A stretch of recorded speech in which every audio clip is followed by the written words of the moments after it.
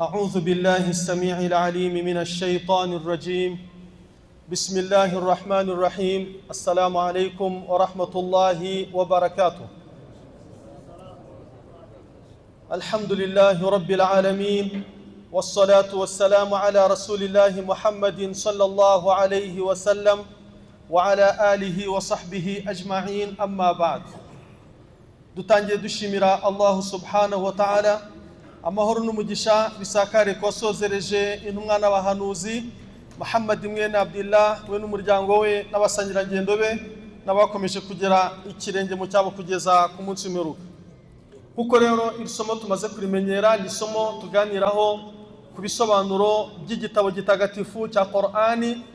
Murabizi ko none turimo turasesengura juzu amma, turimo turaganira ku bisobanuro byari amasura magufi ya juzu amma. Abamenyere iri somo ni n'ubwa kabiri tugiye gukora aya masura cyangwa se turi kuyakora, kugira ngo ari abatangiriye iri somo hagati ari n'abatarashoboye wenda kurikurikira neza amasomo yacu yashize barikurikire, hanyuma niturangiza juzu amma insha Allah taala nibwo tuzakomeza mu ijuzu rya kabiri, ari ryo juzu rya 29 uhereye aho Qur'ani itangirira. Isura rero turimo gusesengura nonaha, tugiye gusesengura mu isomo ryacu nonaha akaba ari suratu al-kafiruna. Suratul kafiruna, iyi sura turayizi iri mu masura magufi dukunda gusoma mu isala. Turaza kureba ibisobanuro byagutse by'iyi sura. Muri yo turaza kureba ibada icyari cyo, kubera ko ijambo ibada rivugwa muri iyi sura. Muri yo turaza kureba itandukaniro riri hagati ya ma'bud, usengwa cyangwa se ibisengwa hagati y'idini ya Islam ndetse n'abandi basenga bagiye basenga. Ibyo biraza kutwinjiza muri shirki. Shirki ni iki? Turaza kubona ibice bya shirki bibiri, shiriki ntoya na shiriki nini, naho bitandukaniye. Muri shiriki nini turaza kureba ibice by'iyi shiriki. Turaza kureba ashirku fil rububiyya wa shirku fil uluhiyya wa shirku fil asma' wa sifat. Izi shiriki zose zitandukaniye he? Ese intumwa y'Imana Muhammadin sallallahu alayhi wa sallam Allah yarayibwiye ati unanababwira uti mufite idini yanyu nanjye nkagira iyanjye. Idini rishaka kuvuga muri iyi sura ni iki, cyangwa se rishatse kuvuga iki? Ibyo byose nibyo tugiye kuganiraho muri iri somo, dusaba Allah subhanahu wa ta'ala kutwakirira uyu mwanya tuba tumaze tuganira kuri Qur'ani, uyu mwanya tuba tumaze abataye akazi, abataye imiryango, abigomwe amasaha yo kuruhuka biriwe mu kazi. Ibyo byose nta kindi kidutaranyirije aha usibye gushaka ubumenyi ndetse no guhugurana. Allah atwandikira uyu mwanya kandi azawudushirire ku minzani y'ibyiza. Allah subhanahu wa ta'ala muri Qur'ani yaravuze ati qul ya ayyuhal kafirun, yewe Muhammad babwira uti yemwe mwabahakanyi, yemwe abahakanye, yemwe mwabahakanyi mwe. Aba bahakanyi bavugwa hano ni bande? Ese ubutumwa Allah abafitiye ni ubuhe? Iyi sura yamanukiye imaka. Muziko mu masura ya Qur'ani tuganiraho cyane cyane amenshi muri juzu amma tuzabibona ko yamanukiye imaka, kubera ko muri khasa'is mu bireba amasura cyangwa se aya byamanukiye imaka harimo kuganira kuri tauhid, kuganira kuri Allah ukwiye gusengwa ninde, Allah ukwiye gushimwa ninde, ese Allah waremye isi n'ijuru ninde, ese utanga amafunguro ninde. Ibyo byose biba mu masura, bigaragara cyane ku bwinshi mu masura yamanukiye imaka, aho Allah subhanahu wa ta'ala yashakaga mu ntangiriro y'Ubuislamu ko abantu bamenya Allah bakamutandukanya n'ibigirwamana bari bamenyereye. Iyi sura rero suratul kafirun, Allah subhanahu wa ta'ala yaravuze ati qul babwire yewe Muhammad ya ayyuhal kafirun, yemwe abahakanye, ubahakanire ubabwire uti la a'budu ma ta'budun, sinsenga ibyo musenga, wala antum aabiduna ma a'bud, kandi namwe ibyo musenga sibyo nsenga, wala ana aabidu ma abadtum, kandi nge sinigeze nsenga ibyo musenga. wala antum aabiduna ma a'bud, namwe nimusenga uwo nsenga. Lakum dinukum, mufite idini yanyu, iyo dini ni yihe? Waliya din, nanjye nkagira idini yanjye, iyo dini yanjye ni yihe? Iyi hadithi rero mu byiza byayo dufite iyi suratul kafirun, mu byiza byayo dufite hadith ituruka ku musangirangendo w'intumwa y'Imana Muhammadin sallallahu alayhi wa sallam, ariwe Jabir radhiyallahu ta'ala anhu, aratubwira ati intumwa y'Imana Muhammadin sallallahu alayhi wa sallam iyo yabaga irimo gusari rak'atay at-tawaf, iraka ebyiri za tawaf.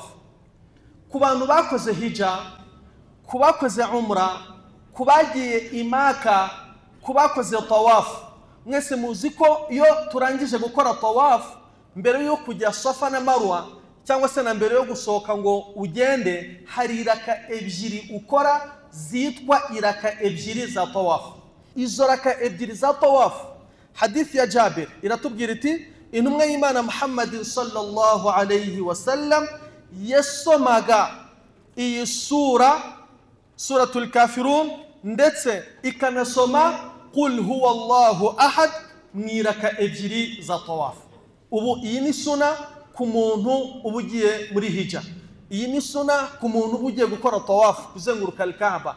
Kumenya ko ziriya raka ebyiri za tawaf ni byiza ko iraka ya mbere usoma suratul Fatiha, wayirangiza ugasoma suratul kafirun, naho ku iraka ya kabiri ugasoma suratul Fatiha, wayirangiza ugasoma suratul Ikhlas, ariyo qul huwa Allahu ahad. Iyi sura nayo twarayisesenguye mu masomo yacu y'ubushize. Ni byiza gusoma iyi sura muri imwe mwiraka ebyiri za tawaf. Hadith nanone yakiriwe na Abu Huraira radhiyallahu ta'ala anhu, Imana imwishimire, intumwa y'Imana Muhammadin sallallahu alayhi wa sallama yajyaga isoma iyi sura, ariyo suratul kafirun, qul ya ayyuhal kafirun, ndetse na qul huwa Allahu ahad mwiraka ebyiri zibanziriza salatul fajri.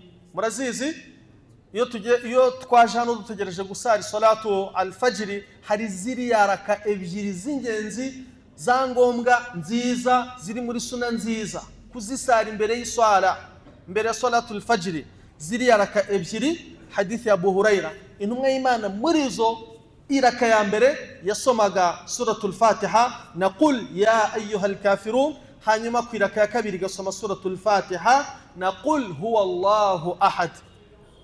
Aho naha kabiri tubonye heza mu byiza byo gusoma iyi sura aho ikoreshwa. Nanone muri hadithi yakiriwe na Abdullah ibn Umar, Imana imwishimire, aratubwira ati intumwa y'Imana Muhammadin sallallahu alayhi wa sallam mwiraka ebyiri, ziriya raka ebyiri zibanziriza salatul fajri, hanyuma niraka ebyiri nanone za nyuma ya salatul maghribi, suna ya mbere ya salatul fajri na suna ya nyuma ya salatul maghribi. Intumwa y'Imana sallallahu alayhi wa sallam mwiraka ya mbere yizi suna zombi yasomaga suratul Fatiha na qul ya ayyuhal kafirun na qul huwa Allahu ahad. Izi sura zihetse ibisobanuro bimwe, nimwumva intumwa y'Imana nazisomeraga icyarimwe mwiswari imwe, mwiraka mbere igasoma imwe, muyindi raka igasoma indi. Izi sura zihetse ibisobanuro bimwe, ari byo gushimangira ko Allah subhanahu wa ta'ala ari umwe, nkuko turi buze kubibona. Nanone muri hadith yakiriwe n'uyu musangirangendo Ibn Umar, ariwe Abdullah ibn Umar, aratubwira ati ramaqatu an-nabiy sallallahu alayhi wa sallam 24 au 25, nakurikiranye nagenze runono intumwa y'Imana sallallahu alayhi wa sallam inshuro zirenga 24 cyangwa 25, nkitegereza nkayitega amatwi nkayumviriza ibyisoma mwiraka ebyiri zibanziriza salatul fajri niraka ebyiri za nyuma ya maghribi. Nasanze muri izo raka ebyiri, iya mbere intumwa y'Imana isoma suratul Fatiha na qul ya ayyuhal kafirun, mwiraka ya kabiri intumwa y'Imana igasoma suratul Fatiha na qul huwa Allahu ahad. Iyi sura rero Ibn Kathir rahmatullahi ta'ala ari nawe mumenyi tuganira ku bisobanuro yatanze bya Qur'ani. Iyo turi gusesengura Qur'ani tugendera kuri tafsiri ya Ibn Kathir, aratubwira ati iyi suratul kafirun ndetse na suratu az-zalzila tuzayigeraho mu masomo yacari imbere. idha zulzilatil ardu zilzalaha, Ibn Kathir atubwira ati ta'dilu rubu' al-Qur'an. izi sura mu byiza no mu mathawabu iyo uzisomye Allah aguhemba ibihembo by'uwasomye 1/4 cya Qur'ani. suratul kafirun, iyo usomye sura bismillahir rahmanir rahim qul ya ayyuhal kafirun kugira ku iherezo ryayo lakum dinukum waliyadin, uba ufite ibihembo n'ibyiza nk'ibyo umuntu wasomye 1/4 cya Qur'ani. ni kimwe n'iriya sura az-zalzila idha zulzilatil ardu zilzalaha. mu bindi byiza by'iyi sura suratul kafirun kubera iki ni sura ihetse ibisobanuro bya tauhidi. Allah subhanahu wa ta'ala uzira kubangikanywa n'icyari cyo cyose. muri hadithi umusangirangendo w'intumwa y'Imana Muhammadin sallallahu alayhi wa sallam yaraje abwira intumwa y'Imana ati mukurikire mwumve. yaraje abwira intumwa y'Imana Muhammadin sallallahu alayhi wa sallama arayibwira ati intumwa y'Imana mbwira ninzajya njya kuryama njye mvuga yahi magambo njye nsoma iyihe dua. intumwa y'Imana sallallahu alayhi wa sallam iramubwira iti idha awaita ila firashik, nuzajya wurira matera, nuzajya wurira igitanda cyawe, faqra, uzajya usoma iyi sura qul ya ayyuhal kafirun la a'budu ma ta'budun wala antum 'abiduna ma a'bud wala ana 'abidun ma 'abadtum wala antum 'abiduna ma a'bud lakum dinukum waliyadin hatta tamurru bi akhiriha. uyisomo irangize fa innaha bara'atun min ash-shirk. iyo usomye iyi sura uba weretse Allah subhanahu wa ta'ala ko witandukanyije na shirki. uba weretse Allah subhanahu wa ta'ala ko witandukanyije n'ibangikanyamana aho riva rikagera, kubera ko nicyo gisobanuro iyi sura ihetse. umusangirangendo w'intumwa y'Imana Muhammadin sallallahu alayhi wa sallam aratubwira ati qultu, naraje mbwira intumwa y'Imana sallallahu alayhi wa sallam nti allimni shay'an aquluhu 'inda manami. intumwa y'Imana sallallahu alayhi wa sallam mbwira ikintu nzajya mvuga ngiye kuryama. qala, intumwa y'Imana iramusubiza iti idha akhadhta madja'aka min al-layli, nijoro nuzajya ufata gahunda yo kuryama, faqra, ujye usoma qul ya ayyuhal kafiruna, iyi sura fa innaha bara'atun min ash-shirki. ni sura iyo uyisomye uba weretse Allah subhanahu wa ta'ala ko witandukanyije na shirki. iki kintu shirki ni iki bavandimwe wa Islam? iyi sura ni sura itandukanye umwemeramana n'ibikorwa bikorwa n'ababandikanyamana. ni sura ihetse ibisobanuro bidutandukanya mu myemerere n'imyemerere y'abandi ivanzemo ibangikanyamana. ni nayo mpamvu iyi sura Allah subhanahu wa ta'ala avuga ati qul ya ayyuhal kafirun, vuguti hamagara yemwe abahakanye. Ibn Kathir aratubwira ati shamila kulla kafirin ala wajhi al-ardi. iri jambo al-kafiruna ririmo uwariwe wese utemera tauhid, ririmo uwariwe wese utemera la ilaha illa Allah, ririmo uwariwe wese utemera Allah nk'Imana imwe rukumbi. abo bantu bose bakubiye muri iri jambo. ubutumwa Allah subhanahu wa ta'ala yashyize muri iyi sura burareba uwariwe wese utazi utanemera agaciro ka la ilaha illa Allah. ariko noneho nubwo Allah subhanahu wa ta'ala iyi sura y'imanura yaragambiriye abahakanyi b'Imaka, mu bakurayisha bahari Imaka, ariko ibisobanuro by'iyi sura bisangwamo umuhakanyi wariwe wese uhakana ko nta yindi Imana iriho ikwiriye gusengwa uretse Imana imwe rukumbi.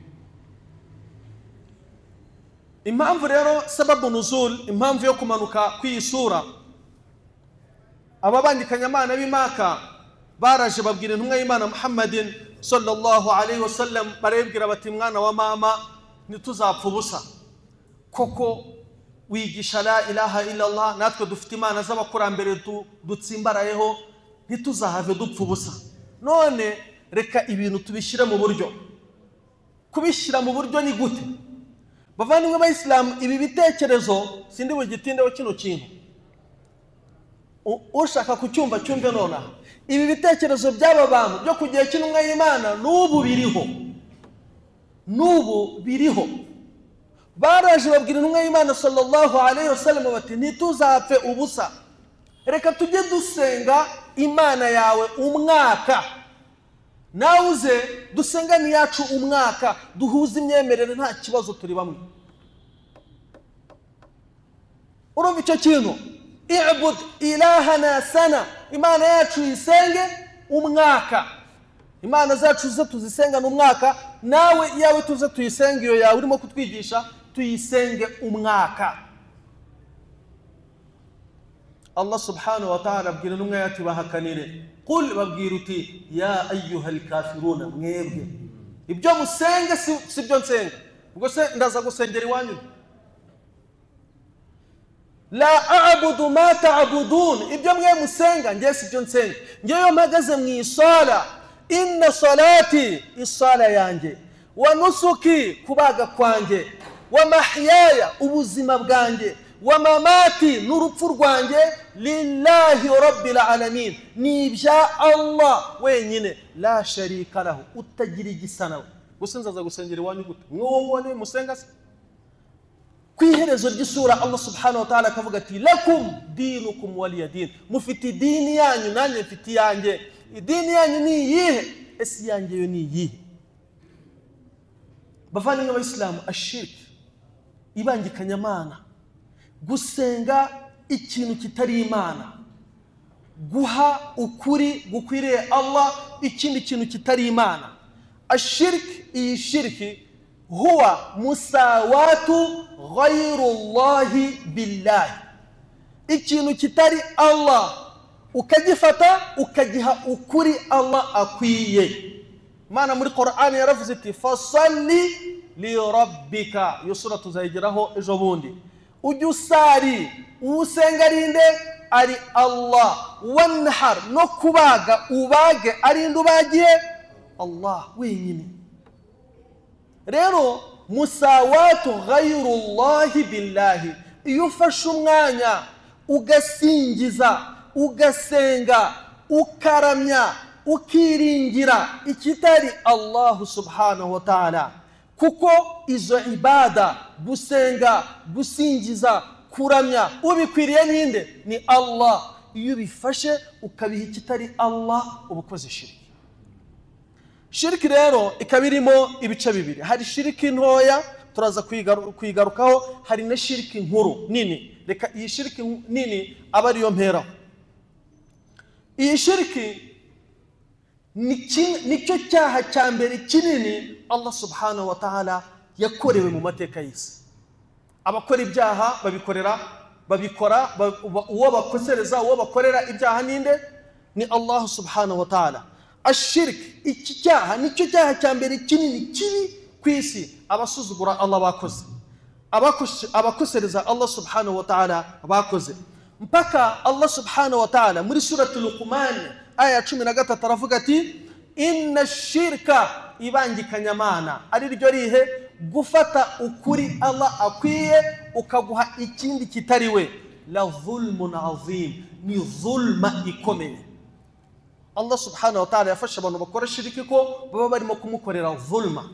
Ibaze noneho kuzahinguka imbere y'Imana subhanahu wa ta'ala, ugahinguka imbere ya Allah, Allah akubwira ati wowe wankoreye zulma, wowe wankoreye amahugu, warampuguje. Ibaze kujya mu rubanza na Allah ari we noneho urimo kukwishyuza kumukorera zulma. Bavandimwe b'Abayisilamu, ikintu mucyumve gituruka hehe? Gituruka kuri iriya myemerere n'ubundi ababangikanyamana bo kugiye cy'intumwa y'Imana sallallahu alayhi wasallam bari bafite, aho bumvaga ko ari ibintu byoroshye biri simple, kuba umuntu yagenda agasengana nayo bigirwamana nabo bakaza bagasengana n'Abayisilamu. Ariko Allah aravuga ati ibyo bintu ubabwire ko ibyo bintu bidashoboka, bicare babizi ko imishyikirano yose batekereza icyo kitazigera kibaho, idini zanyu ziratandukanye. Allah subhanahu wa ta'ala ati inna shirka, ibangikanyamana, la zulmun azim, ni zulma ikomeye. Bavandimwe b'Abayisilamu rero, impamvu shirki ari zulma ni iyihe? Allah subhanahu wa ta'ala, fallahu huwa alladhi khalaq, ibiremwa byose biriho byaremwe nande? Na Allah subhanahu wa ta'ala wenyine.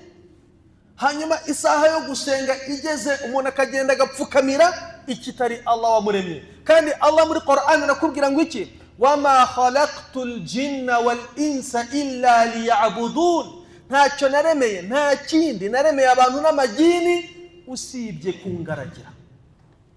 Abantu bari hano ku isi kubera iyo mpamvu yonyine. Ibi byose mureba Imana yashize ku isi nibidufasha kuyibaho kugira ngo turangize izo nshingano zo gukora ibada.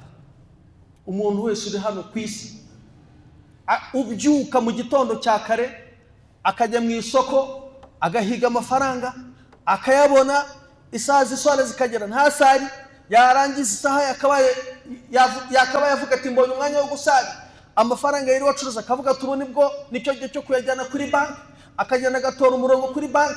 Isaha zo kuba yari kuba ari mu nzira y'Imasari Magharibi cyangwa ku musigita yaje gusari Magharibi, akaba ari ku murongo wa bisi ari mataha, akagera iwananiwe akaryama atigeze sari, uwo muntu amenye ko ibyari musicyo Allah yamuzaniye hano ku isi. Wattaqu yawman turja'una fihi ila Allah, hari umunsi uwo azahagarara imbere ya Allah subhanahu wa ta'ala. Imana ikamubwira utubuse uyu munsi buri kimwe mu byo ufite nyuma yo gupfa gishingiye ku isala. Ma saddaqa wala salla, nta sala afite nta ni sadaka, nta zaka, nta n'ikindi. Bavandimwe b'Islamu, ibintu ni ibintu dukwiriye kumenya cyane. Allah subhanahu wa ta'ala huwa alladhi khalaqa, niwe waremye ibiremwa, abiremera kugira ngo bimugaragire. None wowe hano ku isi abantu bariyibagiwe, bariherera, bakagenda bakabagira ibitari Allah subhanahu wa ta'ala. Umuntu ararwara ikigeragezo gito cy'uburwayi, abantu kwa kundi baba barimo baza, bamwe bagushinyagurira bakugenda hejuru urwaye urembye, abandi barimo gukora ibada, iyadatul marid, gusura umurwayi muri Islam ni ibada. Abo ngabo Allah bakirire. Ariko haba harimo n'abarimo baza bashinyagura bavuga bati uyu wasanga iminsi mike tugiye kumukira. Noneho bamwe muri abo ngabo baza bakugenda hejuru wirwariye, uri no muri sakaratul maut, bamwe bakavuga batari ko hari umuntu tuzi usengera abantu bagakira indwara zose. Hari umuntu tuzi usengera abantu bagakira indwara zose, yasengeye runaka arakira, asengera runaka arakira, asengera runaka arakira mu izina rya Yesu. Uno mu Islam wabayeho imyaka yose uri kuri tawhid, ubaho ubuzima bwose uri kwisala, ubaho ubuzima bwose uzi neza ko ukwiriye kugaragira no kwiringira no gusenga ari Allah subhanahu wa ta'ala. Wowe yose uyikunze bingana iki? Icyakuzanya hano ku isi kari ugusari no gusenga Allah subhanahu wa ta'ala. Ku munota wa nyuma abantu bakaza bakagukoreraho shiriki. Nk'umugore wawe cyangwa se wenda n'umwana akavuga ati uyu musaza n'umuntu w'umusiramu ukomeye, ibyo bintu ntiyabyemera. Bakavuga bati oya ararwaye, niba musengera arakira, mugende mubimwumvishe. Bakaza bakabikubwira ukavuga uti nta kibazo, baza bakansengera. Allah arimo kureba ku munota wa nyuma muvandimwe mu Islam. Abantu bakaza bakakuvugiriza ibinyuguri hejuru, abantu bakaza bakambaza umuntu hejuru yawe uri ku gitanda cy'urupfu, bagakora shiriki, bayigukoreye hejuru urwaye. Allah arimo kureba. Intumwa y'Imana Muhammadin sallallahu alayhi wa sallam yaravuze iti, inna ahadakum, umwe muri mwe, la ya'malu bi'amali ahli aljannata, ashobora gukora ibikorwa byiza by'abantu bo mu ijuru ubuzima bwe bwose, hatta ma yakuna bainahu wa bainaha illa dhira'un, abura kantu kangana gutya gusa nk'igice cy'akaboko kugira ngo ijuru aryinjiremo. Fayasbiqu alayhi alkitab, igitabo kikamwitambika, fayamalu bi'amali ahli aljanna, ahli an-nar, agakora ibikorwa nk'ibyo by'abantu bo mu muriro ku munota wa nyuma, fayadkhuluha, yanapfa kawujyamo. Abo bantu bakava aho ngaho bavuga ngo ejo bazagaruka nimugoroba mu masaha 12, abamarayika bakaza baturoho tuje kuyitwara. Nta mwanya ufite wo gukora tauba, ntibiri bugukundire. Aha rero ni naho dukwiriye kumenyera ko shirki al-zulm. Allah subhanahu wa ta'ala yaremye umuntu, wa huwa alladhi yarzuqu, huwa alladhi razaqa. Allah maze kudushyira hano ku isi niwe waduhaye amafunguro. Huwa alladhi yuhyi, Allah wenyine ntawe bafatanyije, niwe wenyine uduha amafunguro. Wa huwa alladhi yumit, ni nawe utanga urupfu Allah subhanahu wa ta'ala. Wa ma'a kulli hadhihi ni'am, ariko izi nema zose umuntu afite akura kwa Allah subhanahu wa ta'ala, wa hadhihi alminan, nizo ngabire zose, almushriku yajhadu dhalika wa yunkiruhu, ubangikanya Allah subhanahu wa ta'ala ibyo byose akabirengaho, akagenda agashaka ikintu cy'igitama cyiza, agashaka ikintu cy'igitama cyiza. Noneho murebe ukuntu Satani ari umugome, kugira ngo yemere neza ko ugiye kumubagira, ejo nunaburana na Allah uzatsindwe, akagutuma nibara, kugira ngo utazavuga ngo nyina maze iminsi nikumburiye inyama. Abantu bajya impaka, Qur'an yaravuze ngo walakinna al-insanu akthara shay'in jadala, abantu bazajya impaka no ku munsi w'imperuka, abantu bazanarahirira Allah ibinyoma ku munsi w'imperuka, bavuga bati Allah wallahi turakurahiriye, abamarayika bawe baraduhimbiye, bazabivuga abantu, fayahlifuna lahu kama yahlifuna lakum, abantu bazarahirira imbere ya Allah ibinyoma nkuko banabikora hano ku isi.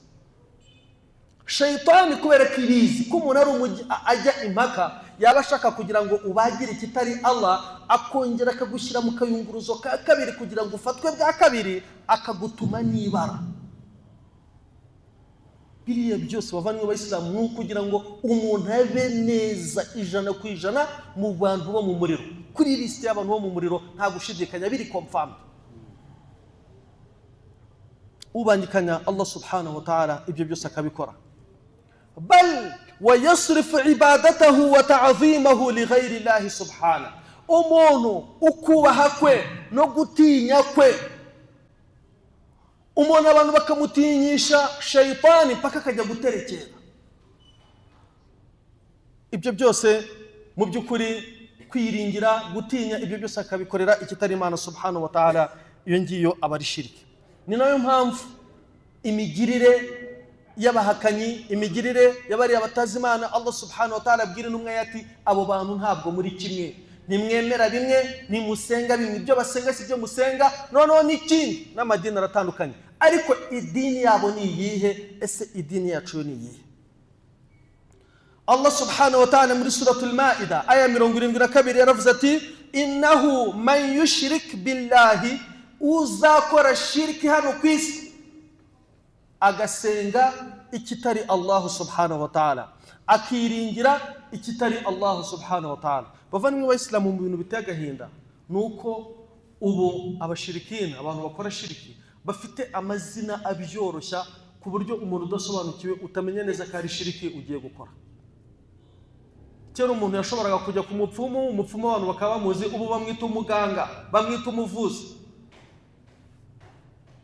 Umuntu baraza bakamubwira bati usaze tukujyane bakuvure, hari umuvuzi uri hariya, akajya yezi ko hari umuntu ugiye kumuvura, ariko agiye gukora iki? Shirki.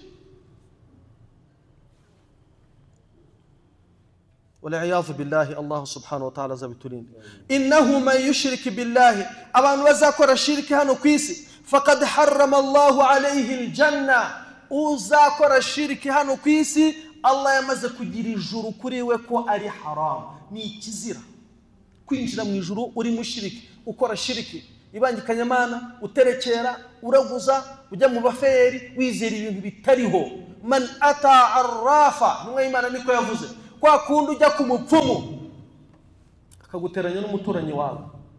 Noneho bavanywe abayisilamu, bimwe mu bintu bijya bitera agahinda nuko inyigisho nk'izi abayisilamu kazi zitabageraho, cyangwa se tukaba turi nko mu cyicaro nk'iki nta bayisilamu kazi bahari, kuko nabo uno mutego barawufite. Bino bibazo babinyuramo, umuntu akamwumvisha ukuntu umuturanyi we ari umuroga, umwana bakamwumvisha ukuntu umubyeyi we ari umuroga, ukamubaza uti kuki utajya gusura mama wawe bimeze bite? Ngo uriya mukecuru arandoga, wowe wabwiwe n'iki? Akuroga wari uhari. Bavanywe abayisilamu kubera shirki, yufarriquna bihi bayna al-mar'i wa zawjihi, bariya mushrikuna batandukanye umugabo n'umugore.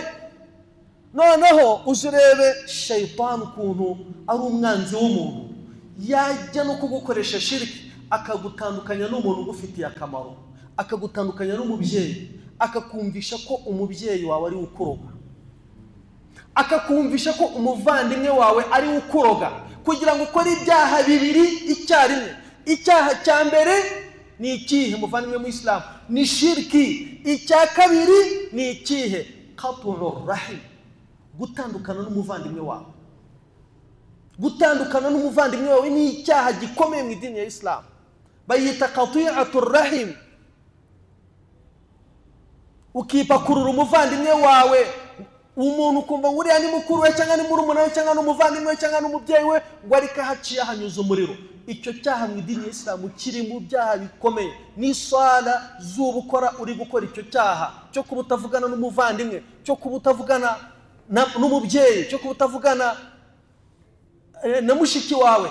Nugikora icyo cyaha ni swala zebe bisaba kugira ngo azitondere, abanza baze neza niba zinanakirwa umuvandimwe mu Islam. Iki kiri mu byaha bikomeye, qati'atur rahim. Shaytani kabigukoresha byombi. Ugiye wijyanye igukoresheje shirki, irakubagishije, urayibagiye, wowe ubagiye shaytani kugira ngo iguhe amakuru. Bariya batuma amatungo bose nicyo baba bashaka kugira ngo bakore, baba kugira ngo abagire shaytani, noneho ni ibada yo kubaga. Namara kuyibagira shaytani nezerwe, imuha amakuru. Yajya kumuha amakuru kamubwira iti ibibazo byose ufite, ukuroga ni murumuna wawe, akahava atamuvugisha.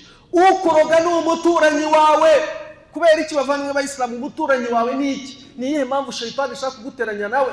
Intumwa y'Imana iratubwira iti mazala Jibril, marayika Jibril buri uko yazaga kundeba azanye wahyi, yarazaga fayusini biljar, akambwira kubanira neza umuturanyi wanjye, hatta zanantu annahu sayuwarithuhu, paka najyaga nkeka ko ninapfa azaza akavuga ati abaturanyi ba Muhammad mufite n'umugabane mu mitungo ye.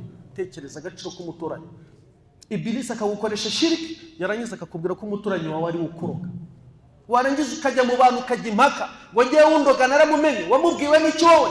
Jibril yari yakuzira n'umunsi wari, ku buryo ushobora kwicara mu bantu mushiriki mukuru ukabwira abantu ngo ndoga ndamuzi. Bavandimwe b'Abayisilamu, ibibazo biriho mu Bayisilamu n'Abayisilamukazi barabifite kabisa. Ibi rero, iyi dini yabariye abantu Allah avuga ngo lakum dinukum waliya din. Iyo ugiye muri shirki uba uri mu idini yabo. Idini yabo ni ya shirki, imbere ya Allah nta kintu bafite. Ni nayo mpamvu Allah subhanahu wa ta'ala tubwira ati innahu man yushrik billahi, abakora ibyo bintu byose navuze, faqad harrama Allahu alayhi aljannata, Allah yamaze kugira ijuru kuri we ko ari haramu kuryinjiramo. Wa ma'wahu an-nar, abo bose ni abantu bo mu muriro. Wa ma lil-zalimina min ansar, nta n'ikizabarengera.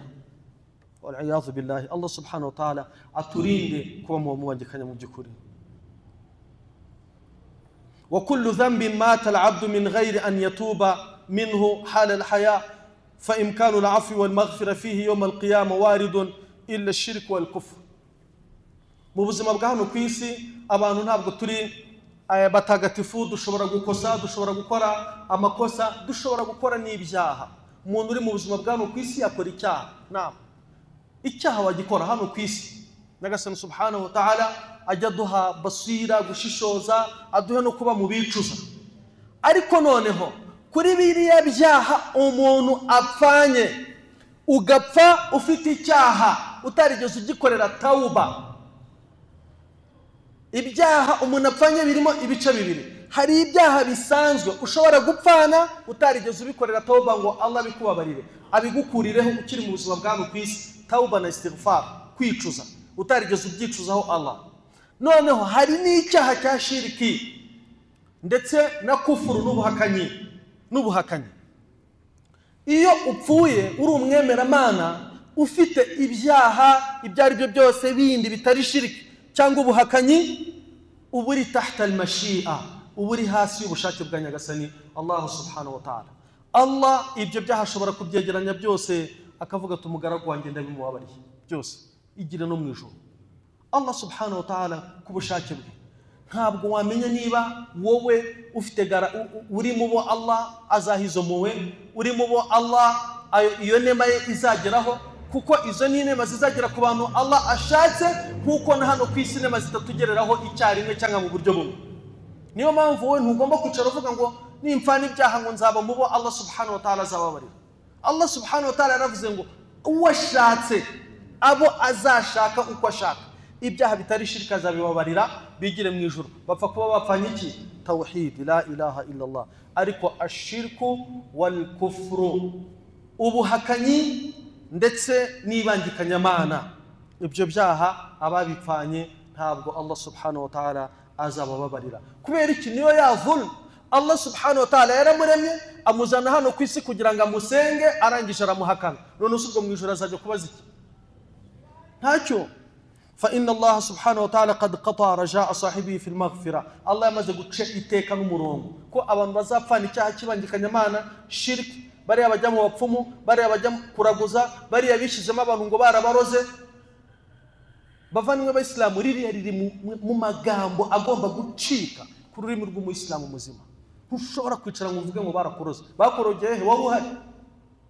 intumwa y'Imana iti man ata arrafa uzajya ku mupfumu akaguteranya n'umuturanyi akaguteranya n'umugore akaguteranya n'umubyeyi akaguteranya n'umuvandimwe fasaddaqahu bima yaqul ukahava wishizemo ko ibyo wabwiwe ari ukuri faqad kafara bima unzila ala muhammadin wazabahakanye dini ya islamu jumlatan wa tafsira from A to Z dusaba Imana subhanahu wa ta'ala mu byukuri bavanywe b'Islamu iduhe gushikama Allah subhanahu wa ta'ala yaravuze ati inna Allah la yaghfiru an yushraka bihi Allah ntabwo azababarira kubangikanywa n'icyari cyo cyose ntazababarira shirki wa yaghfiru ma duna dhalika liman yasha ibitari shirki azabibabarira abantu ariko liman yasha abo Allah azashaka bushake bwa Allah buhoraho abazaba barakoze ibyo byaha byose Allah azakoramo bamwe avuga ati mwebwe ndabababariye nibi byaha byanyu mwigire mu ijuru abo azashaka ntabwo uzi niba uzaba mu azashaka subhanahu wa ta'ala niyo mpamvu ugomba kwicara ugakora ukicuza kuri Allah ukamusaba imbabazi igihe cyose wa man yushrik billahi kandi wa wundi uzakora shirki faqad iftara ithman azima azaba yishize mu maje dusabe Allah subhanahu wa ta'ala aturinde kuba mu gukora shirki hari dua ivuga ngo Allahumma inna na'udhu bika min an nushrika bika shay'an na'lamuhu wa nastaghfiruka lima la na'lamuhu ni bande basi yo dua ngo turebe barasanzwe bayizi cyangwa bigeze kuyumva Allahumma inna na'udhu bika min an nushrika bika shay'an na'lamuhu wa nastaghfiruka lima la na'lamuhu Allah tukwikinzeho ngo uturinde kuba twakora shirki tuyizi kandi tunanagusabye imbabazi kuyo twakora tutabizi kwariyo naam kugira ngo Allah subhanahu wa ta'ala igihe cyose agoze mu mutekano wo kuba uri kure y'iki cyaha iyi shirki rero ivugwa tumaze kanya tuganiraho ni shirkul akbar ni shirki nkuru itandukanye na ya shirki ntoya twavugaga ese iyi shirki nkuru mu mateka y'isi yatangiye ryari ese bari abantu bafite idini ryo gusenga ibigirwamana umuco wo gusenga ibigirwamana hano ku isi watangiye ryari ese shirki bwa mbere mu mateka y'isi yagaragaye ryari hari ubizi gatubwire mwarabizi babiri arabizi gatwumwe mu Islam naam tafadhal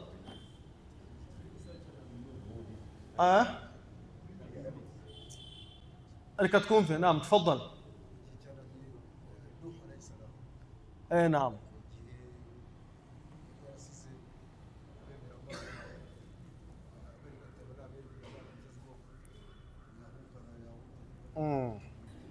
نعم umuislamu yarabivuze n'undarabivuze nukuvuga ngo shirki dufite hano hadithi ya Abdullah ibn Abbas muyikurikire mwumve عن عبد الله ابن عباس رضي الله عنهما قال حديث yakiriwe na Abdullah ibn Abbas Allah abishimire iravuga iti كان بين قوم نوح وآدم 10 قرون hagati ya Adam na Nuh alayhi salam harimo ibinyejana 10 hagati ya Noah nande na Adam hagati ya Nuh na Adam alayhi salam harimo ibinyejana bingahe 10 ibyo binyejana 10 abantu bari babirimo kulluhum ala shari'atin min al-haqq bose bari abantu bari kuri tawhid nukuvuga ngo kugiye cya Adam abantu babayeho bazi Allah subhanahu wa ta'ala abantu babayeho bazi ko Allah ari umwe nta shiriki bafite, bari ku idini ya Allah imyaka ingahe?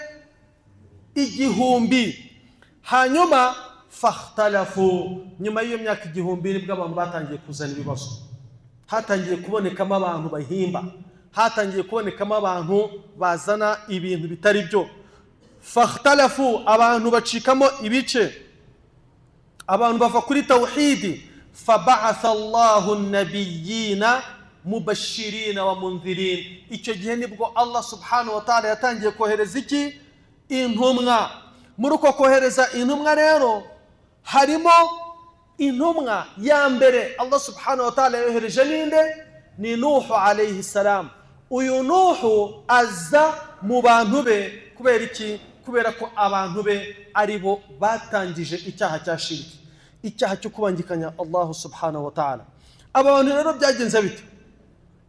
hari abantu beza bakoraga ibikorwa byiza, basengaga Allah, bagasingiza Allah, bagafasha abantu, abantu bose babazi babakunda. abo bantu babitaga Wadda, undi bakamwita Suwa'a, undi bakamwita Yaghutha, undi bakamwita Ya'uqa, undi bakamwita Nasra. bari abantu batanu bari kuri tawhid, ari abantu beza, abantu babakunda. hanyuma icyaje kubaho kuri aba bantu baje kuza gupfa. bamaze gupfa, abantu bamara igihe kinini babakunda, bibukiranye ibyiza byabo. noneho kera kabaye nkiraha ngaha, ujye unanitondera ibitekerezo wunguka niyo byaza ari ibitekerezo byiza. hari strategy shaytani akoresha yo kukuzanira igitekerezo cyiza, ariko yazagera imbere akagihinduramo ikibi. wowe ugatangirana n'ikintu ari cyiza, ariko wagera imbere kigahinduka kibi. byabaye no kuri Qaruna mu mateka ya Musa alayhi salam. muzabirebe ko Qaruna yatangiye asaba Imana amafaranga, asaba Imana ubutunzi, yumva nabubona buzamufasha muri ibada. ariko igihe kimaze amaze kubona ubutunzi, shaytani iraza iramudeviya, imunyuza ibumoso, hanyuma birangira Allah subhanahu wa ta'ala akoze iki? amurimbuye. abo bantu rero bakoraga ibikorwa byiza batanu nari maze kuvuga: Waddan, Suwa'a, Ya'uqa, Yaghutha, Ya'uqa na Nasra. shaytani yaraje iza muri generation y'abantu bari bugufi yabo, irazira babwira iti ariko mubona uburyo bari abantu batanu bapfuye bari abantu beza. abantu bati turabibona. none se murabona bari ari abantu bo kwibagirana bagahera? buri muntu yabitekereza akavuga ati bari abantu beza ntibakwiye kwibagirana. kababwira iti nyamara mushatse mwagira icyo mukora mu kutibagirwa bari abantu, hari inyungu irimo. shaytani kayibabwira, ikababwira iti inyungu ya mbere bari abantu bari beza, bakoraga ibikorwa byiza. nimutabibagirwa bizatuma mutibagirwa ibikorwa bakoraga. kubabona no kubibuka bizatuma mwibuka ibyiza bakoraga, hanyuma ibyo byiza namwe mubikore mube nkabo. icyo gitekerezo cyari kibira kugeza aho cyari cyiza. bati turabyumva, none tubikore dute? irababwira iti mwebwe nimubabumbire amashusho nk'abantu b'intwari beza babayeho b'intangarugero. bababumbira amashusho. ishusho ya mbere barayibumba, barayibaza neza mu mujyi nk'uko wazitereka ahantu abantu bose bareba, bayandikaho runaka. ishusho ya kabiri barayibumba, bayandikaho runaka. ishusho 5 zose barazibumba, bazitereka aho ngaho. shaytani irangije irabihorera. abo ngabo bazi iyo story bose barapfa barashira. haza n'abajinzi, harya babita nguki? babita gutera. abo rero bamaze kuza, shaytani nabirabegera ikajya babwira iti ariko mujya mwitegereza ariya mashusho. abasaza bazi story barapfuye barashize. hari abantu bashya basanze amashusho abantu bubaha, ariko ntibazi ngo ayo mashusho nayo yabanda turukahe. shaytani abo basore irabegera irababwira iti mwari muzi n'ikindi, ariya mashusho yahoze ari ay'abantu beza, kandi mumenye ngo abantu beza Allah subhanahu wa ta'ala ababakunda. bivuze ngo bari abantu mwebwe nonaha murimo murabapfusha ubusa. muramutse mugiye mubegera mukabasaba kubavuganira kwa Allah, ubusabe bwanyu Allah yabwakira. kugeza aho murabyumva gutera? birimo biraza cyangwa? ariko se wapfa kubyumva ko ari bibi? bari abantu bahoze ari beza, none kubanyuzaho amasengesho, kuza kubasaba iyo mubanyujijeho amasengesho mukababwira muti mutuvuganire kwa Allah dore imvura ntigwa, mutuvuganire kwa Allah dore dukeneye izuba, Allah ubusabe bwanyu azabwakira kuko bari abahoze ari abantu beza. Abantu babyumvishije bumva ni ibintu bitagoranye, bakajya bajyayo bagiye gusenga Allah ariko bakabanyuzaho amasengesho, bagahamagara umwe muri bo bati runaka tubwirira Imana turabizi, noneho gahunda yo gusenga Allah irahinduka, batangira kujya basenga abo bantu ariko mu buryo bwo kubanyuzaho amasengesho. Abo ngabo nabo bavaho, iyo generation nayo irarangira, hazindi iri kure noneho yaho story yatangiriye. Shayitani arababwira ariko kuki musonza kandi mubona abakurambere banyu ntibigeze basonza, ziriya zari Imana z'ibitangaza, ziriya zari Imana abakurambere banyu barazisenze, none reba mwebwe ntimuza agaciro ka ziriya Mana.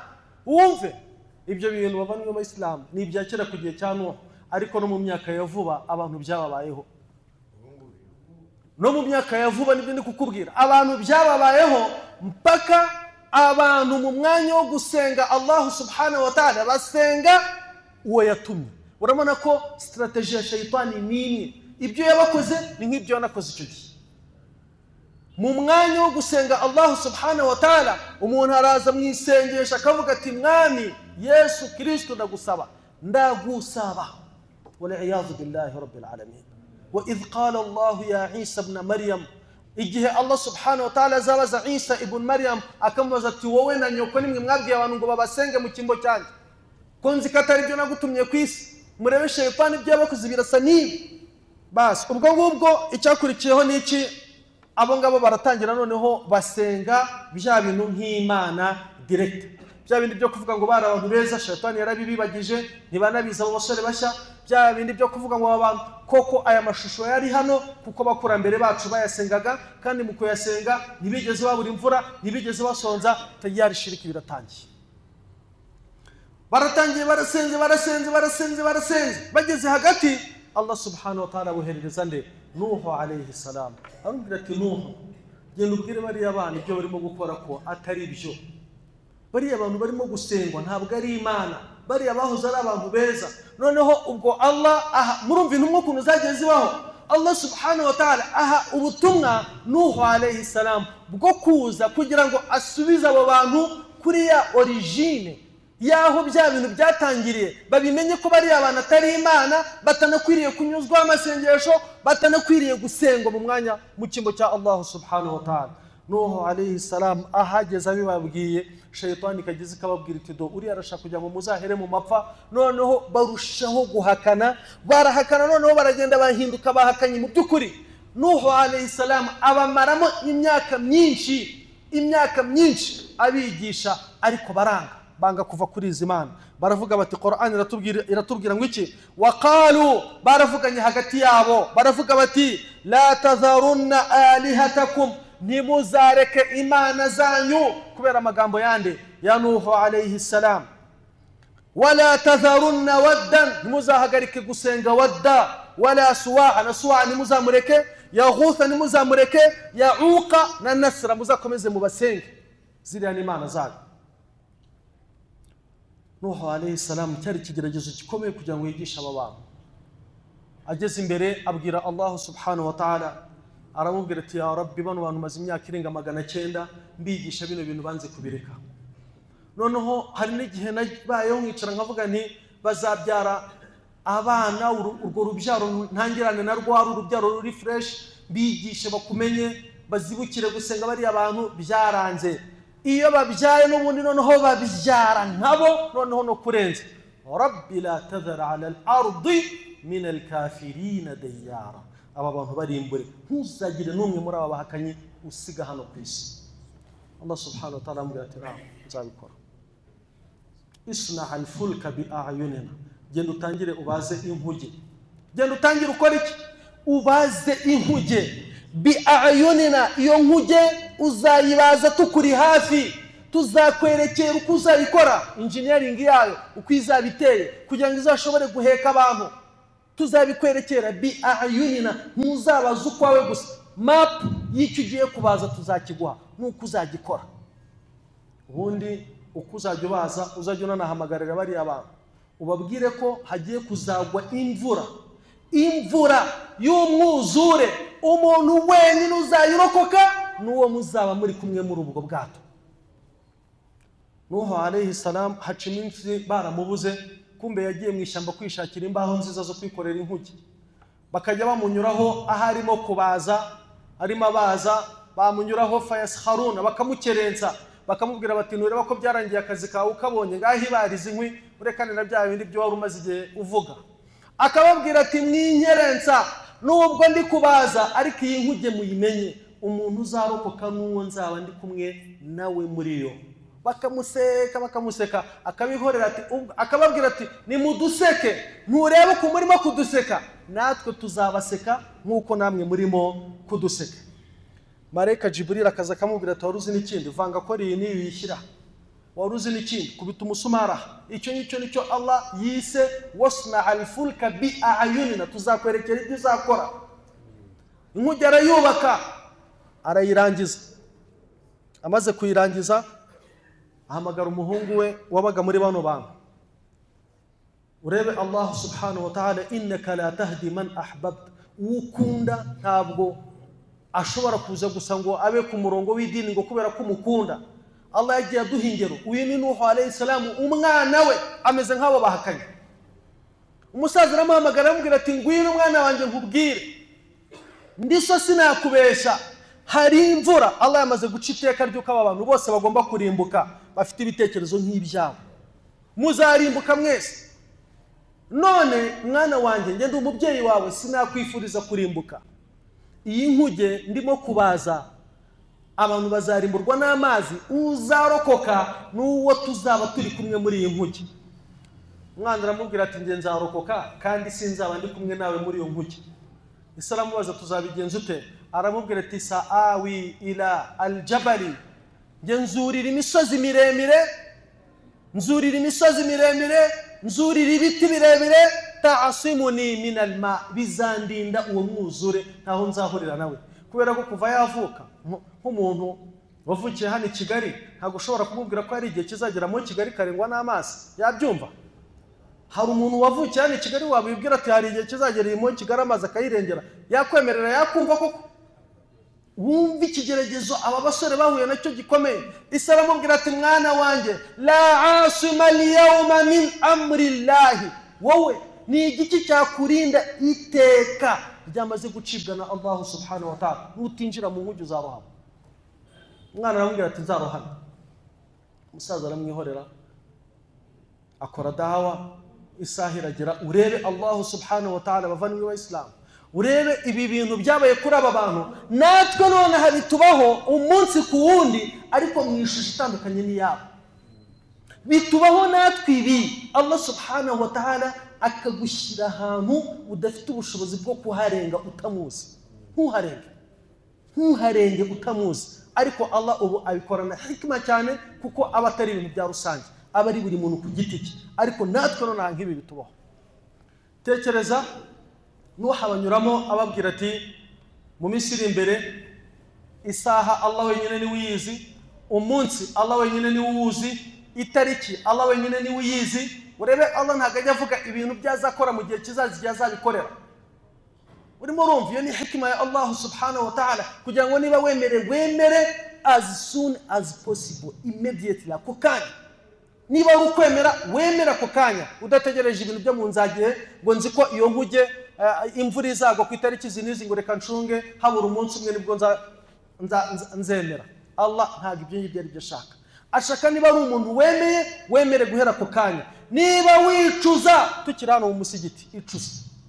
Ntabwo Allah subhanahu wa ta'ala ashaka ko ubuzi ngo nzapfa nyuma y'icyumweru, nzapfa nyuma y'ibyumweru bibiri, ngo habura umunsi umwe nibwo nzicuza. Ibyo Allah yarabiduhishe kubera hikima. Uwari wese ushobora no kumva, Allah arashaka kugira ngo amenye abanyakuri muri twe abari. Birumvikana? Allah subhanahu wa ta'ala umunsi wo kurimbura abantu urahari, na Nuhu ntabwo awuzi, w'akazi kari muri dawa. Arababwira ati abantu, dore inkuge ngiye yarangiye, nimwitegure igihe kiniki tuzatangira kubodinga, tuzatangira kuyijyamo.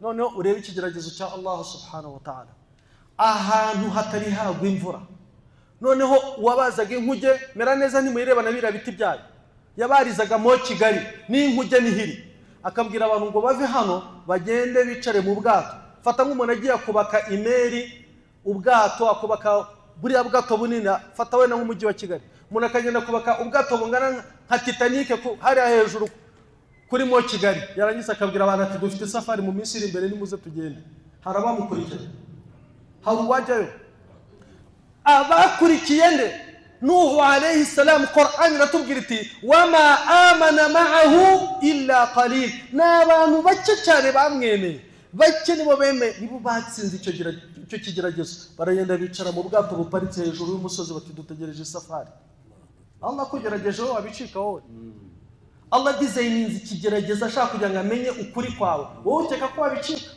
ikigeragezo cya Allah wagicika noneho uzurebe Allah subhanahu wa ta'ala arakugerageza neza waba ushidikanya kuri tawhid ugafatwa iyo mvura mukayitegereza ntimuyibone kujya kubona ukabona umuntu umwe aratabisukura ni benshi b'ikintu nakijemo ngo tukabona arasohotse Allah ati do ngo yaratsinzwe ni nayo mpamvu niba ari ukwemera ugomba kwemera ugashikama ibi bintu tunyuramo bituzutaguza nibyo bituma abantu bapfana kufuru abantu bagapfira muri shiriki bagapfira muri kufuru kubera ikigeragezo gito gusa kikakuzutaguza abantu baragenda baricara bamaze kwicara isaha igeze Allah yaramaze kubona ko nta munafiki usigaye mu nkuge abwira marayika Jibril atoruzi n'ikindi gendo kingero uri yarugi kwinjira nibishoboka nyuma yaho ngaho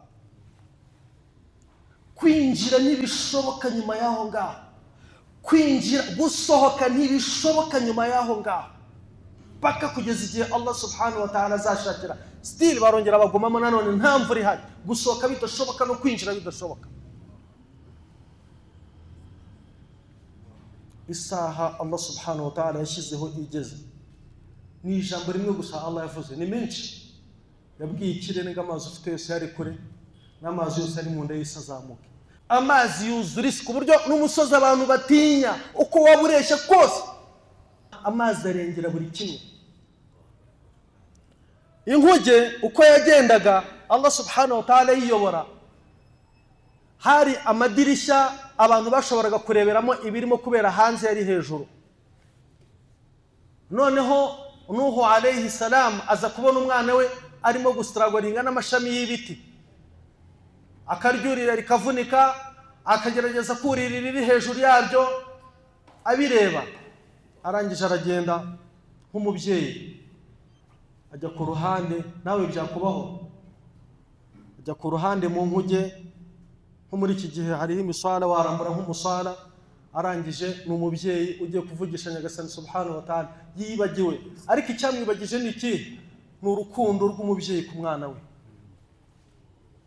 aravuga ati Mana Nyagasani wansezeranyije kuzandokora n'abanjye Imana iramubwira iti koko buriya mwana urabona ari uwawe buriya muntu kumubyara utekereza ko kuba waramubyaye gusa ari byo bimugira uwawe innahu amalun ghayru salih buriya ntabwo ari umwana wawe ntabwo umwana wawe afite ibikorwa bimeze kuriya ntukwiriye no kuba wicara wumva uvuga ngo hari umwana mfite w'umuntu nkuriya wabaye imyaka yose atakwemera kandi uri intumwa agahakana Allah uriya ntabwo ari uwawe sinzongere kumva mbwira uriya muntu Allahu akbar bavandimwe b'Abayisilamu rero shirki naho ngaho yatangiriye n'intangiriro yabo bayitangije nuko nkuko byagenze abo bantu bose Allah subhanahu wa ta'ala yarabarimbuye abari mu nkuge batangiza ubuzima bundi bushya hanyuma ikindi bavandimwe b'Abayisilamu tutasoza tutavuze ni shiriki ni ibice by'iyi shiriki iyi shiriki nkuru irimo ibice anwa ashirku al-akbar iyi shiriki kirimbuzi iribangikanya Imana kirimbuzi ririmo ibice shirkun fi rububiyya ashirku fi rububiyya washirku fi al-uluhiyya washirku fi al-asma wa sifat ibi isi tauhid eshatu tauhid rububiyya nukwemera ko Allah wenyine ari we waremye shirku rububiyya nukumva ko hari ibyafatanyije na Allah kurema tauhid rububiyya rabbi jamba rabbi ntimurizi rabbi rububiyya tawhid rububiyya ni ukwemera ko Allah wenyine ari uduha amafunguro. Shirki ar-rububiyya ni ukumva ko hari ibindi bishobora kuguha amafunguro bitari Allah. Kagenda umupfumu akaguhihiriza. Hirizi murarizi cyangwa bya bigozi by'umukara abantu bambara mu ijosi n'ibindi bafunga ku maboko by'umukara, kakubwira ati abantu ibingibi bizaguhariza. Mu Islam akagiye kwita mu kaboko akamanuka akajya gucuruza. Iyo ni shirku fi rububiyya. Wowe urimo gutekereza ko ihirizi ibintu umuntu aguhaye yavugiye amagambo yo guhakana Allah, ari amagambo bari abantu bavuga abara tuqus, abari amagambo bahawe na shaytani akubiyemo kufuru. Nk'uko iyo umuntu abaye mu Islam atora shahada ni muyizi, ashhadu an la ilaha illa Allah, biriya bintu bari abantu mushrikuna bavuza bitagutongera nari amagambo bavugira ku miti baba bagiye guha abantu, ni ikinyuranyo cya shahada, na amagambo gukura mu idini. Akabanza kereka shaytani ko yahakanye Allah ndetse n'umukiriya we aruko, yarangiza akabwira shaytani ati ngaho ndangira kagati ngiye sinzi n'icyo mu ishyamba kwikora. Urimo urumva ibyo bintu? Shirku fi rububiyya ni ukumva ko ibyo Allah akorera abagaragu be birimo gutanga ubuzima, birimo gutanga urupfu, birimo gutanga amafunguro, hari ikindi kibikora kiri hano ku isi. Icyo gihe uburi mushrikun fi ar-rububiyya. Noneho shirkun fil uluhiyya ni ugusenga ikitari Imana. Shirkul uluhiyya, kuko tawhidul uluhiyya ni tawhidul ibada, gusenga. Iyi shirki yo gusenga ibitari Imana ni na shirki isangwa mu bandi bantu baba bumva basenga ariko mu byukuri barimo gusenga ibitari Allah subhanahu wa ta'ala. Iriya ni shirki muri rububiyya baba barimo gukora, baba barimo gusenga ikitari Allah subhanahu wa ta'ala. Nanone mu ngero zishoboka no kuba Islam kuri no shirki ya uluhiyya, shirki yo mu masengesho, harimo shirki ikorerwa ku marimbi. Bimwe mu bice by'abayisilamu bakwiriye kwiga bakanigishwa tawhid, abantu bakajya kwirimbi, hari nk'umushehe wenda wapfuye bakajyayo batekereza ko uwo mushehe bashobora kumusaba akababwirira Imana ibibazo bafite bikarangira. Ntimubizi ibyo bintu? Abo bantu babita al-quburiyuna, bakunda marimbi, ugasanga bakajya ku marimbi basenga marimbi. Ni nayo mpamvu mu idini ya Islamu ibintu byo kwimenyereza marimbi kuyajyamo atari ugushaka kwibuka urupfu no kuyasura, abantu bakayajyamo bajyanwe no gukuza abayarimo. Biriya binyuranije n'umuco w'idini ya Islam. Umuco w'idini ya Islam bari abantu baba barigendeye, ibyo dukwiriye kubikora twarabikoze, nta kindi cyo kumva ko uri bujye kubasaba, uri bugenda ukafata nk'akandi kukagashyira hejuru y'imva, uri bugenda ukamubwira utebana wowe ndabizi ko umetanguriya mbere ya haki, ngirira Imana ko mfite ibibazo gutya na gutya. Ibi ni shirki. Al-qubur, ibyo gusenga marimbi, gusenga al-awthan bigirwamana, gusenga ibitari Imana, gusenga intumwa z'Imana, gusenga Isa ibn Maryam, gusenga nyina, kunyuza amasengesho kuri Bikira Mariya turakwinginze utubwirira Imana ibi n'ibi. Ibyo byose ni shirku fil uluhiyya, nibangikanya Imana subhanahu wa ta'ala mu gusenga. Kandi Allah subhanahu wa ta'ala muri aya nigeze gusoma kare yaravuze ati qul, babwira uti inna salati, isala zanjye, wa nusuki, hija no kubaga kubera Allah, wa mahyaya, ubuzima bwanjye, wa mamati n'urupfu, lillahi rabbil alamin, byose biri maboko yande ya Allah wenyine, la sharika lahu, ntafite uwo babisangiye, wa bidhalika umirtu, iyo ni tawhid, nicyo nategetswe, wa ana awwalul muslimin, kandi nk'abantu wa mbere mu bayisilamu. Hanyuma hakaza shirkun fil asma'i was sifat, ibangikanya Imana mu mazina n'ibisingizo bya Allah subhanahu wa ta'ala. Aha rero ibangikanya Imana mu mazina n'ibisingizo bya Allah subhanahu wa ta'ala akaba ari ukwemera ko ibisingizo tuzi bikwiriye Allah hari ikindi kintu kibifite. Baho urugero, ilmul ghaib, ubumenyi bw'ibyihishe. Ubumenyi bw'ibyihishe n'ubumenyi bwande bwa Allah subhanahu wa ta'ala. Kagira nk'ibyago bakakwiba, bamara kukwiba bakwibye nk'ikintu, umuntu akaza akakubwira atari ko ngenzo umuntu ushobora kukubwira uwakwibye. Shiriki tayari, uwo ni umuryango wa shiriki bagiye kugufungurira. None se uwo muntu uzi uwakwibye ataramubonye ninde? Niba yaramubonye sawa, ariko niba ari umuntu ufite ibyo agiye kuguha, babyita ngo iki mu Kinyarwanda? N'uruhereko. ibyo bintu rero ukabijyamo uzi ko hari ikindi kintu gifite ubushobozi bwo kumenya ibyihishe, iyo ni shirkun fil asma'i was sifat, kuko sifa yo kumenya ibyihishe ni sifa yande ya Allah subhanahu wa ta'ala. Iyo utekereje ko umwe mu bantu afite ubushobozi bwo kumenya ibyihishe, afite ubushobozi bwo gutegeka bikaba, afite ubushobozi bwo kubuza bikaba, afite ibisingizo nk'ibya Allah subhanahu wa ta'ala, iyo ngiyo ni shirki Allah subhanahu wa ta'ala azayiturinde.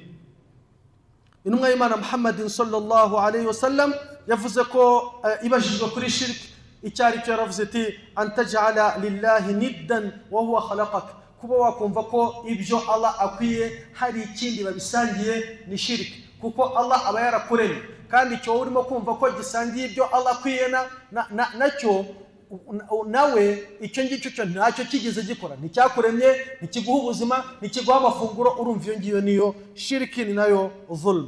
Naho rero shirki ntoya ashirikul asghar Allah subhanahu wa ta'ala nayo azayiturinde, ni nto nyine kubera ko uyikoze uyiguyemo ntabwo abakoze icyaha kingana n'iyi twaganiriyeho, abari tahta al-mashi'a, ukoze shirki ntoya abari munsi y'ubushake bwa Allah subhanahu wa ta'ala.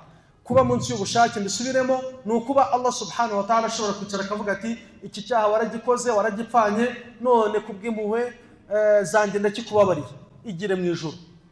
Ibyo akaba ntawe ubifite nk'uburenganzira, azishyuza Allah subhanahu wa ta'ala, ni mashi'a, ni ubushake bwa Allah kubo azabashaka. Twe rero tugomba kwicuza kuri Allah igihe cyose, kuko nk'uko hano ku isi Allah yagiye aha abantu uko ashaka, nibi azabiha abantu uko ashaka. Ku munsi w'imperuka utabaza ngo kuki ibi Allah yabihaye bariya ngiye ntabime, ni hikma ye, n'ingabire ze, n'inema ye, n'ubushake bwe Allah subhanahu wa ta'ala. Muri shiriki ntoya rero harimo alhalfu bighayri Allah, kwibeshya ukarahirira nko ku kitari Allah, kurahirira ku kitari Imana. Kurahirira ku kitari Imana murabizi, kwa kundi ngwene nk'umuntu cyera abantu bashoboraga kuvuga ngo wal Kaaba, ndahiye kuri Kaaba, ndahiye kuri al Kaaba. Kwirahira ku mubyeyi, subiza ko no mu Kinyarwanda bibamo, umuntu akirahira ku mubyeyi, umuntu akirahira ku nka ye yakundaga, kwirahira ku zuba, kurahira ku kitari Allah subhanahu wa ta'ala. Ibingibi ariko uyu ubikoze akaba yiringira neza, azi neza ko iki kintu nubwo akirahiriyeho icyo kintu atari Imana, ndetse kitanakwiriye ibisingizo nk'ibya Allah, ndetse kitani no mu mwanya wa Allah subhanahu wa ta'ala. Iyo yemera ko icyo kintu kiri mu mwanya nk'uwa Allah gifite, urabona nko kurahira ku mubyeyi, umuntu akoze nk'ikosa akarahira kuri se, akarahira kuri se, ya magambo y'Ikinyarwanda abamo data wambyaye, abamo data bamuni, ari indahiro abantu barimo gukora ziganisha ku babyeyi, nawe arabizi ko ise ntabwo aba ari we utanga ubuzima cyangwa urupfu, ababizi. Ariko noneho uwabyiringiye akumva ko icyo yarahiyeho kiri mu mwanya nk'uwa Allah subhanahu wa ta'ala, uwo aba yavuye muri shirku al-asghari, yagiye muri shirku al-akbari. Allah subhanahu wa ta'ala azaziturinde izi zose. Harimo nanone n'ijambo rito abantu bajya bibeshaho ngo masha Allah wa shirka, iyo bitaza kuba wowe. Subizi ko iryo jambo turivuga kenshi, iyo bitaza kuba wowe. Uri kubwira mugenzi wawe uti iyo bitaza kuba wowe, uzi ko ntari bushobore kwiga kaminuza ngo ndangize. Tayari wabyumvishije ikintu kikubayeho, wabyumvishije, ukabwira mugenzi wawe uti mucuruzanya aha hantu naje gucururiza, iyo bitaza kuba wowe uzi ko ntari bufatishe. Urimo urabyumva? Ukabwira umuntu ukamubwira uti uyu muhanda nagenderagamo sinari nkuzi, iyo bitaza kuba wowe wambwiye ibi n'ibi gutya na gutya, uzi ko uyu muhanda ntari buwuvemo amahoro. Rero twebwe muri tawhid twemera iki? Allah subhanahu wa ta'ala buri kintu yagihaye impamvu. Nubwo bwose mugenzi wawe yaje akakwerekera akagufasha, ariko mu by'ukuri ibyo mugenzi wawe arimo gukora washatse ko biba ninde? Allah subhanahu wa ta'ala.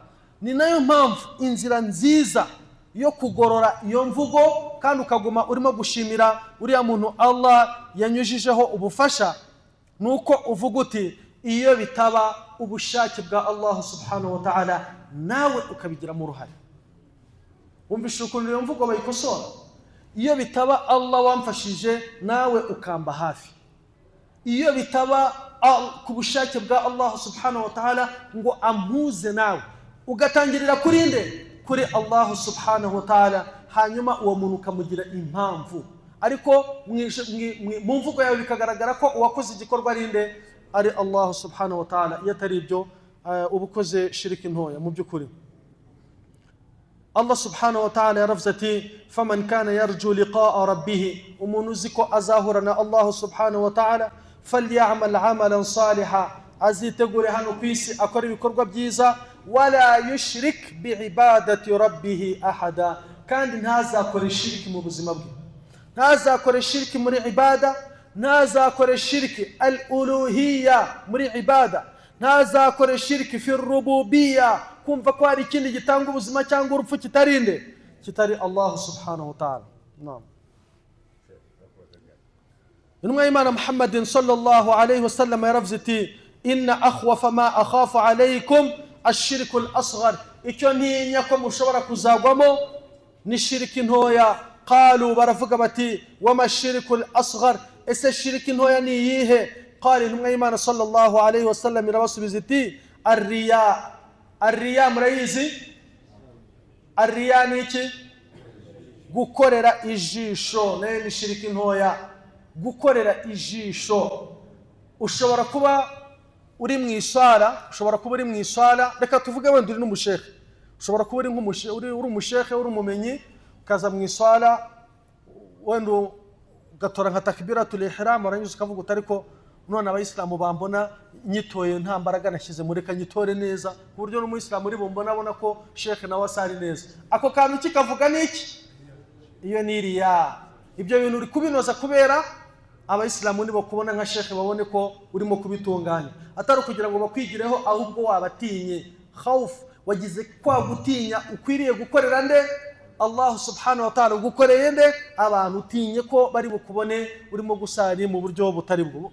Iyo rero ni ariya. N'izindi ngero nyinshi Allah azaturinde gukorera ikijisho. Ushobora kuba uri kumwe na bagenzi bawe ukavuga uti ariko se ko ndeba bose bitanze njyewe ngasigara, urabatinye cyangwa se ubatinye? Ako kantu ko kubatinye kakikiza uwo gakwiye ninde?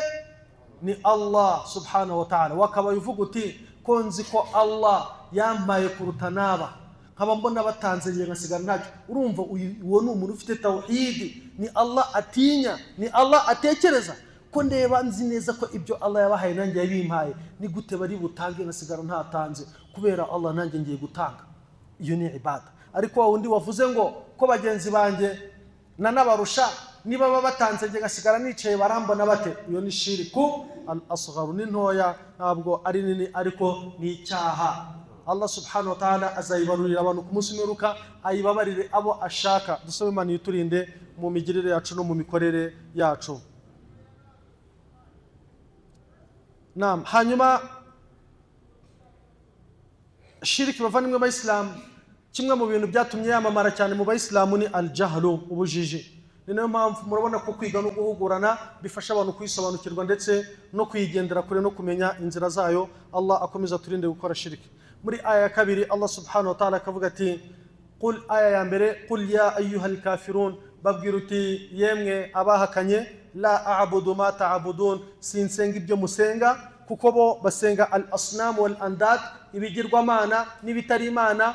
Muri iriya nzira yo twabonye muri risomo, wala antum aabiduna ma a'bud, namwe ni musenga Allah subhana, Allah wenyine uzira kubangikanywa n'icyo ari cyo cyose. Wala ana aabidu ma abadtum, kandi sinsenga ibyo musenga, sinigeze nsenga ibyo musenga. Wala antum aabiduna ma a'bud, kandi namwe ni muzasenga uwo nsenga, ntimusenga uwo nsenga. Lakum dinukum waliya din, mufite idini yanyu. Iyo dini ni yihe? Al-kufru, nubuhakanyi. Iyo dini ni yihe? Ashirku, nibangikanyamana, itandukanye n'idini yacu. Kuko idini yacu ni yihe? Ni idini ishingiye kuri tawhidi, gusenga, kwemera, kugaragira no kwiringira nde? Allah subhanahu wa ta'ala wenyine, waremye isi n'ijuru n'ibirimo hagati, wenyine, ntacyo babangikanye nacyo, ntacyo abangikanye nacyo. Allah subhanahu wa ta'ala muri Qur'an aratubwira ati in yattabi'una illa dhanna wama tahwi al-anfus wa laqad ja'ahum min rabbihimul huda. Abantu bakora shiriki bagisenga ibigirwamana bakinyuza amasengesho ku ntumwa z'Imana basenga intumwa z'Imana nabo ibyo bakora ntabwo bazi neza ukuri kwabyo bakurikira gukekeranya gushingiye ku marangamutima yabo kandi idini ya Islamu na Qur'ani niko kuri kwaturutse kwa Allah kurahari ariko baguteye umugongo. Lakum dinukum waliya din. Ibi birasa nkuko Allah subhanahu wa ta'ala yavuze muri Qur'ani mufite dini yanyu nanjye mfite yanjye. Allah muri Qur'ani yavuze ngo iki wa in kadhabuka muri surati Yunus aya 41 wa in kadhabuka yewe Muhammad niba guhakana faqul uzababwira uti liya amali fiti bikorwa byanjye nkorera mu idini yanjye walakum amalukum namwe mufite ibikorwa byanyu mukorera mu idini yanyu y'ubuhakanyi antum bari'una mimma a'mal naho muhuriye n'ibyo nkora wa ana bari'un mimma ta'malun nanjye ntaho mpuriye n'ibyo mukora. Iyo niyo myemerere nyayo ya Islam ibisa nta naho bihuriye. Bavani wa Islam ko nguko niko kuri. Naam. Lakum dinukum mufite dini yanyu al-kufru waliya dini nanjye nkagira dini yanjye al-Islam. Idini ya chariyo Islam istislamu lillahi bitawhid kwakirana Allah yombi ibyo dukora byose tukabikora bitawhid dushingiye ku kumwemera Allah wenyine uzira kubangikanywa n'icyari cyo cyose wal inqiyadu lahu bita'a ukubaha no kumvira gushoboka tukabyegurira Allah subhanahu wa ta'ala ibyo dutegetse tukabikora ibyo tubujije tukabireka wal khulus lahu min ash-shirki shirki tukayigendera kure wal bara'atu min ahlihi n'ababangikanyamana n'ibikorwa byabo by'ibangikanyamana tukabigendera kure. Iyo niyo definition y'idini ya Islam. Dusabe Imana duhe kuba mu bayislam. Allah subhanahu wa ta'ala yaravuze ati wala yazidanna kathiran minhum ma unzila ilayka min rabbika tughyanan wa kufra. Uko noneho idini ya Islam yakomeje kubaho abantu bakomeza kugenda bayigishwa bamwe muri bo bakomeje guhakana ndetse n'ubuhakanyi bukomeza gukura ariko igikomeye nuko Allah twe aduha gushikama ku idini ya Islam akaduha gushikama kuri tawhid. Iyi rero ni tafsiri ya suratu al-kafirun. Dusabe Allah subhanahu wa ta'ala kuzaduhuriza hano n'isomo ryacu ry'ubutaha tuganira ku isura yindi yikurikira ku bisobanuro byayo byagutse. Dusabe Allah subhanahu wa ta'ala aduhe kumenya idini yacu aduhe kumenya agaciro ka tawhidi ari nayo idini yacu ishingiyeho kandi aturinde kuba twavanga cyangwa se twayobereza imyemerere yacu mu myemerere y'abandi. Allah yatubwiye ko bafite idini zabo arizo al-kufru wa shirk natwe tukagira idini yacu ya tawhidi ariyo dini ya Islam. Allah aduhe gushikama kuri Islamu kandi umwanya tumaze tuganira kuri Qur'ani azawuduhembere azanudushyirire ku minzani y'ibyiza. Wassalamu alaikum wa rahmatullahi wa barakatuh.